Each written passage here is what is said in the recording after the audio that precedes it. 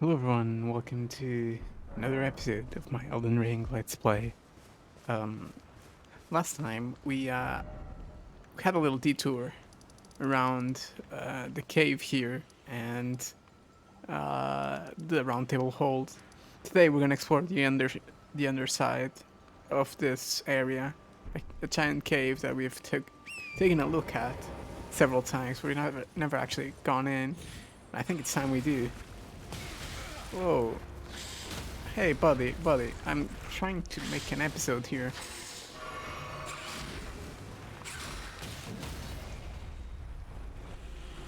Okay, I guess now we're gonna kill him.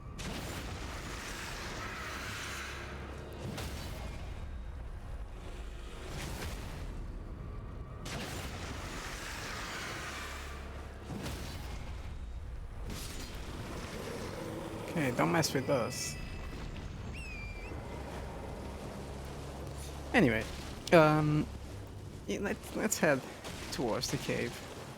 Um, Personally, I'm not entirely sure how strong we are compared to the first time I was here, but I do know that there's two enemies. One of them is the boss of the area that are very strong, and I hope we can handle them appropriately.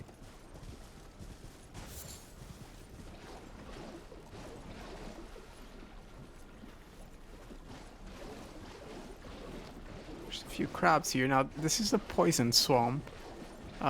If I wasn't on torrent, I'd be taking poison damage or poison buildup. So do keep that in mind.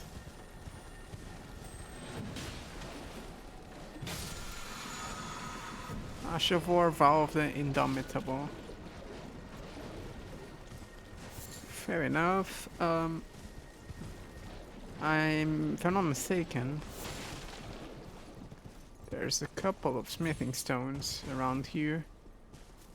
In like some of these rock formations. It's been a while since I've been here, so. And it could also be that I actually already grabbed them in some other episodes, since I think we've been here before. Is it inside here? Maybe. Oh no, but there is a site of grace here. The folly on the lake. Yeah. Okay, I guess this one would... Wait, so this is the front entrance, okay. And the other side's the back entrance. I think I got them mixed up last episode. Let's hope that doesn't happen again.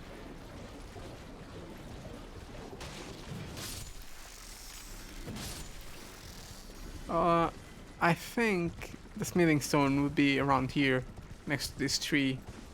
Oh, look at that view for Raya Lucaria. The sun is hitting just right, and we're already in a dark place. It just looks amazing. Holy. I mean, this whole area looks very surreal.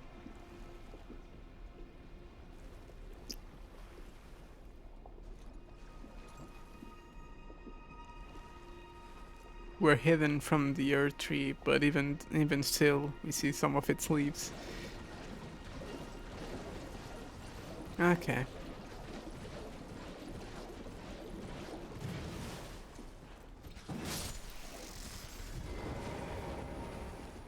And the sun is hitting just right. We actually have a bit of sunlight uh, entering this area.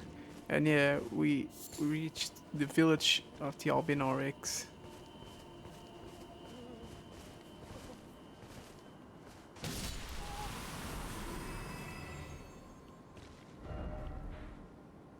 There we go.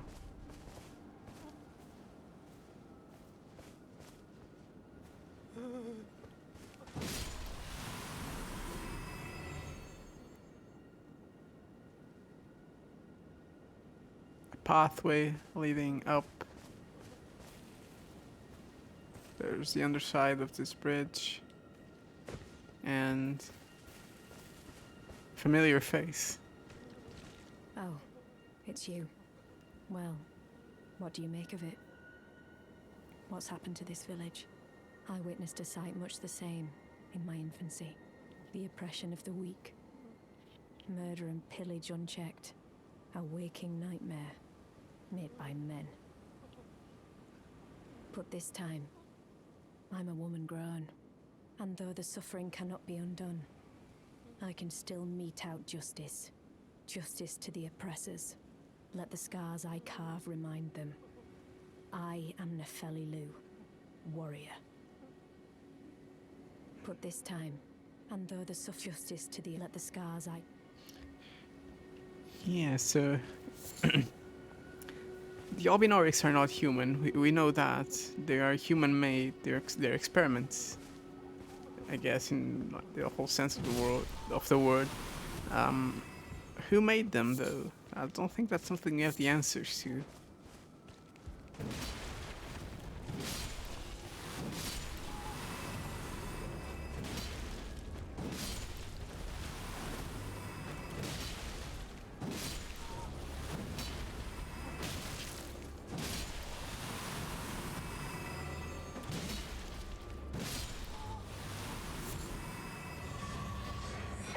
Larval tier.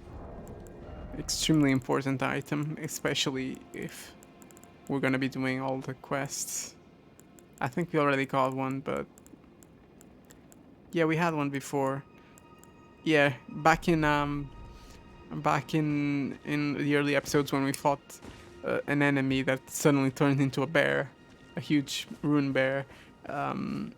We got one of those.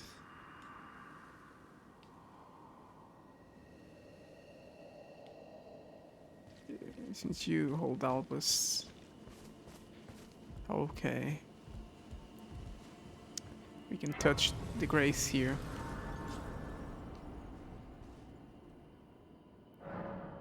Can we level up? Not yet.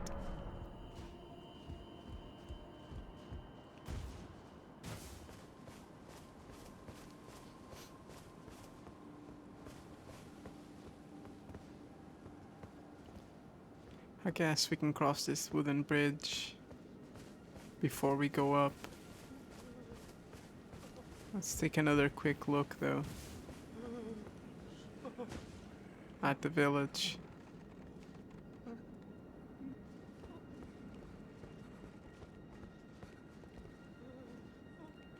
A swamp, poison swamp down there. Not sure if there's any items. I'll go there and check after we explore the village. I could have sworn the village was bigger. But we're not done yet, don't worry.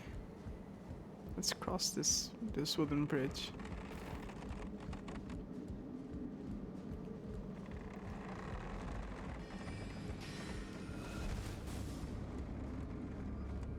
They can use magic. So I have to wonder. Could Albinaurics be perhaps, and this isn't me like making up speculation, I legitimately do not know, but could they be perhaps experiments from the academy to like make humans more attuned to magic in some way, perhaps closer to the gods? The crystal sword. Sword fashioned from pure crystal, a deed impossible for a human, enwreathed with powerful magic, its attack scales with intelligence. The inscrutable crystallians have but one clear purpose, to safeguard their crystal stone to the end. One theory posits that they yearn for the return of their creator, who will carve for them new brethren. Okay, so crystallians are carved out of something. Crystallians are the enemies we found down over here somewhere. Maybe a bit more in that direction if I'm not mistaken, or maybe in that direction. If you remember, they were the ones where I had to pull out the armor to actually make any meaningful progress in the battle. Yeah, they're over there. You can even see one sitting down. And we've been there, so we know what's over there. An extra item behind this tree. Albinauric blood clot. Oh, there's one more enemy, huh? It's a shame we're not one-shotting them. I'll have to consider next episode taking a trip to the next mine, perhaps getting a level 3 somber smithing stone for this sword. I do know we have a couple normal smithing stones that are level 3, so we could upgrade our Zweihander if we want to go back to that, which we probably will. We're actually also, or not we, but I've been thinking of going to Caelid soon. I do think we're just about hitting the level for like the beginning of Caelid. So we'll see. We'll see. Yeah, I certainly want to do it before many other things. Um, just because, you know, just because.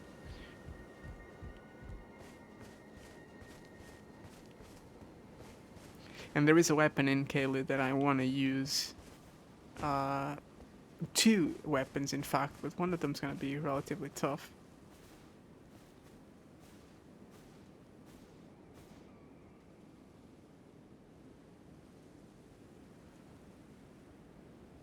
I'm going to play your song.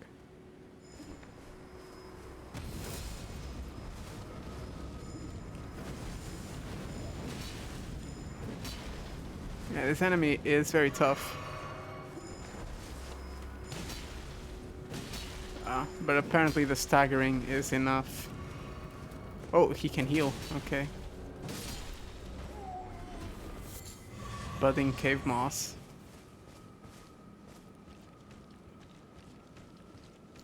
Yeah, so this is the village. Whatever remains of it. The Albinauric village. Dog ahead. Yep. And unfortunately not just one dog. This next battle is actually a throwback to Dark Souls 1. I'll talk about it when we see it. I didn't actually realize it the first time around.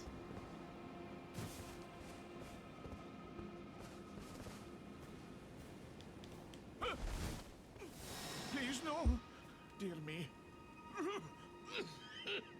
I haven't a clue. No secrets lie with me, not a one. Oh, please leave me be. Wait then, you're not one of them?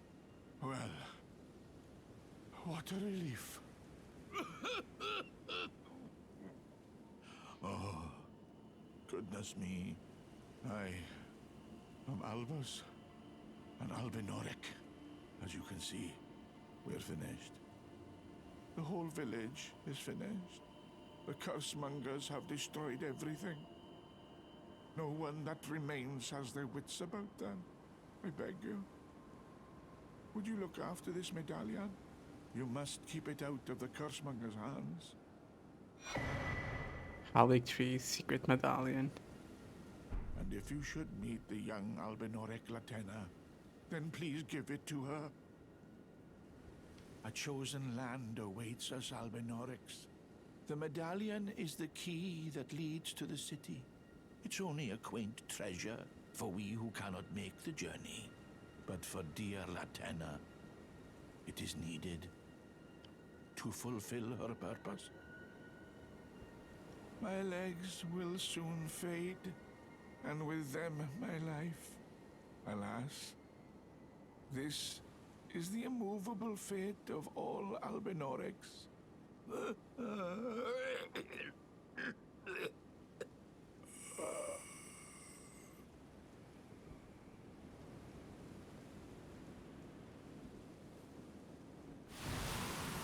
Oh no. So he gave us a very important item. We already have the left medallion for the Dectus elevator. Right half of a split medallion depicting the Haligtree, not the Earth Tree, the Haligtree.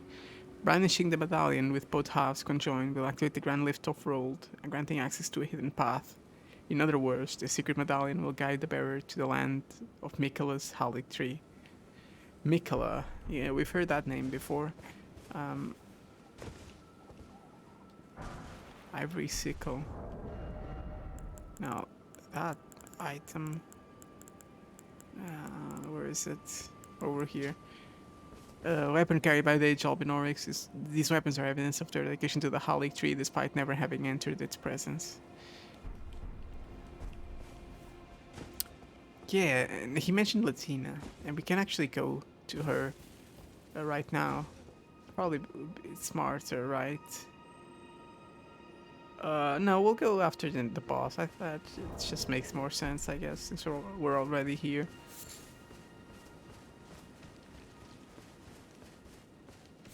But yeah, that was well, Mikola's Lily. Let's read Mikola's Lily. See if there's anything about Mikola. A delicate water lily of unalloyed gold that started to fade and wilt. A flower signifying faith in the Alec tree, thought to be beloved by the Imperial Mikola in its youth.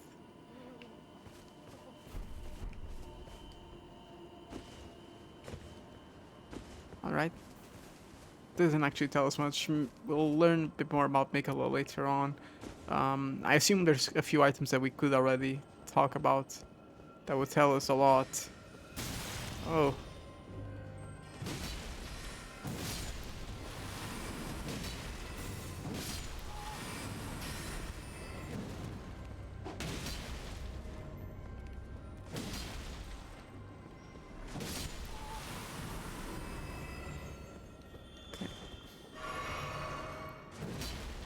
Yeah, so this next boss is actually a throwback to Dark Souls 1 and a very, very important boss that defined the series for years to come. I mean, we could summon Nefeli, but I'm not going to.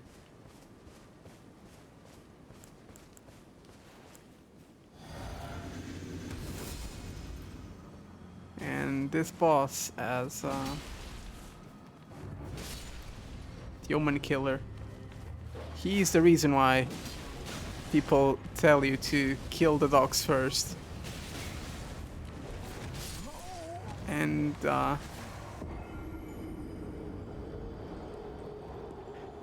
you can see why. Although I guess he was the one killing me, not the dogs. But he is a throwback to one of Dark Souls 1's bosses. It was called the Capra Demon.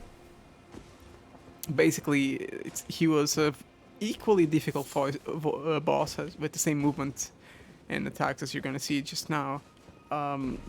Very early game boss though, didn't have a whole lot of health, but the problem was you fought him in an arena with like 3 dogs, and you didn't have the HP to sustain fighting 3 dogs. But most importantly, those 3 dogs would one-shot you, and the arena was super small, like extremely small. It was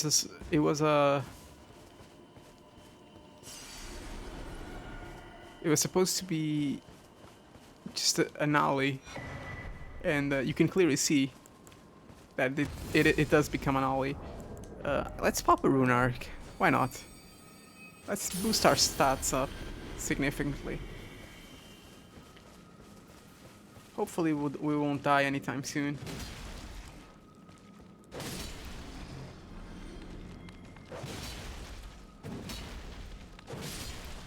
If you kill all these dogs first, I think you'll have quite an easy time against this guy.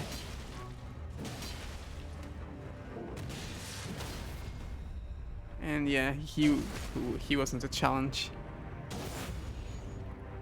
Oh, he's still alive.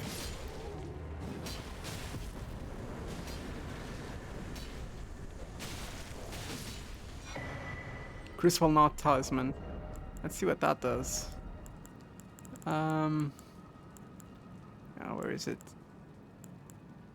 Where is it? Over here. Bruises, damage, and impacts of headshots. Talisman fashioned from a bony knot that embodies the aspects of various creatures said to have grown on the human body long ago. A vestige of the crucible of the primordial life, born partially of the evolution, it was considered a signifier of the divine in ancient times, but is now increasingly disdained as an impurity as civilization has advanced. Yep, okay. Um, that is that, I guess. Yeah, if you go on YouTube and look up Capra Demon, you can see the similarities. Uh, I do think it is a very fun throwback, and again, the golden rune, not rune, oh my god, the golden rule for Soulsborne games still applies, even to this day in Elden Ring. Kill the dogs first. Um, that fight would have been a lot harder if I didn't drop down, kill the 2 dogs,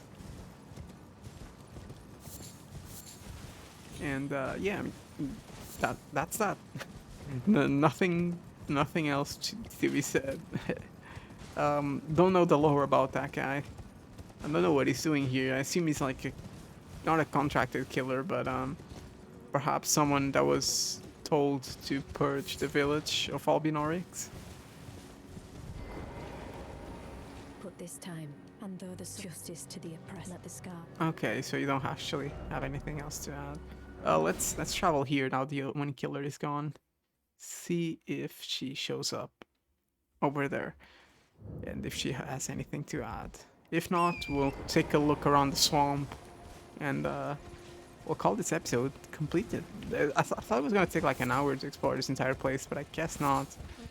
I'm probably underestimating it or overestimating it because yeah, she's gone. I'm probably overestimating. Let me just check. Let me try to get to a safe place where I can open the map. Come on. No marker, so I don't think she's at the Omen Killer. I think she's just gone. I do know where we can find her next. We'll go there. We'll go there afterwards. I just want to take a quick sprint around here. Oh, and a bunch of Traders Lilies. Well, if you needed some, now you know where to get them. No clue. Absolutely no clue why there's so many of them near that tree. I do know it's supposed to be... If you go in like any interactive map, they always separate Trina's lilies from other consumables, like Poison Bloom. I have no clue why. I don't think it's anything special. You can find it pretty much everywhere, just like all the other consumables. Doesn't seem to be much, really. Like, I could have sworn there would be a couple of things down here, but I guess not. Well, if there are, someone will point them out. Okay, here we go, smithing stone. There we go. If there's anything I've missed, you know, just let me know. Provided it's not a smithing stone, because eventually we'll be able to purchase all of those for as many quantities as we want, except for like the final tier. So, yeah. In terms of like whether or not I'm gonna grind for those, not sure. I do, however, want to take a slower look at this underground area. I don't want to fight all the crabs, so I think I'll just take a look from over here. Yeah, so not sure why there's so many crabs, not sure why there were so many Trinus lilies. Very neat sights for the underside of the village, but I don't know why this area exists the way it does. Not that I mind, because honestly, you know, poison swamps, we've had enough of those for a lifetime, from Dark Souls 1 to Dark Souls 3.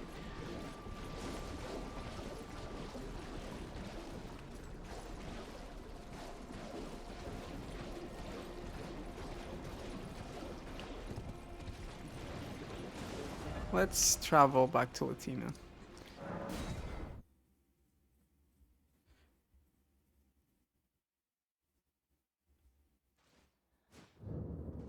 See if she has anything to say.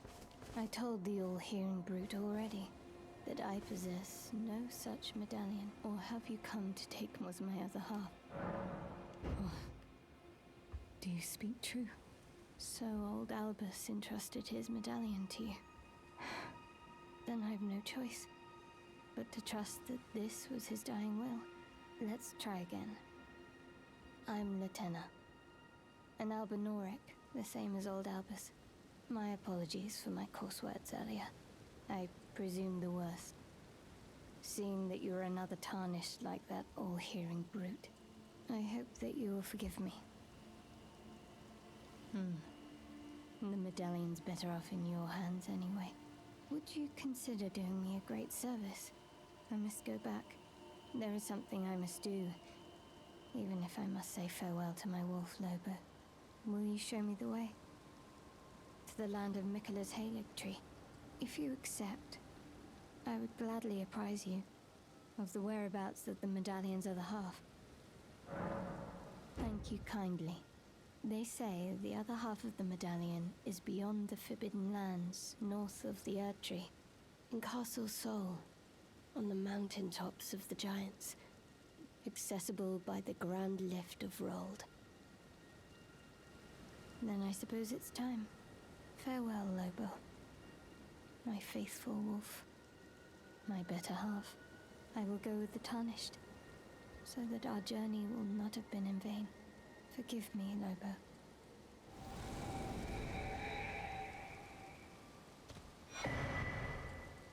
Call upon me when needed, and I will fight at your side. Huh. She turned into some ashes. Ashes remains in a rare case of one who chose to become a spirit voluntarily. Latina was renowned as a deft magic archer, but having lost her beloved wolf companion Lobo, she cannot move from the place where she was summoned.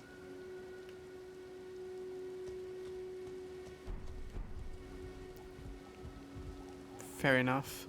Okay, so since I'm gonna level up here, and I think I'm gonna put more points into strength because damage. Woohoo!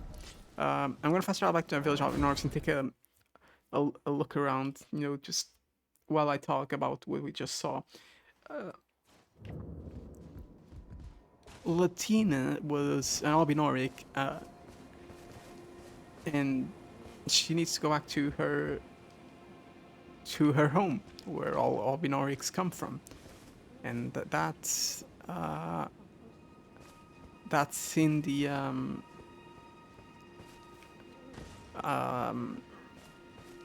lands north of the Erd Tree. Well, it's actually a fun thing they mention here because I've been trying to keep it a secret. Well, not really a secret, just not explain it. But those mountains that I keep pointing to and say we eventually go there, the taller of them, or the tallest of them,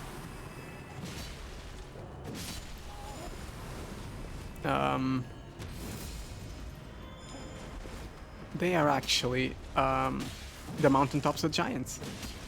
And within the mountaintops of giants, that's where Castle Sol is. And someone in there has the other half.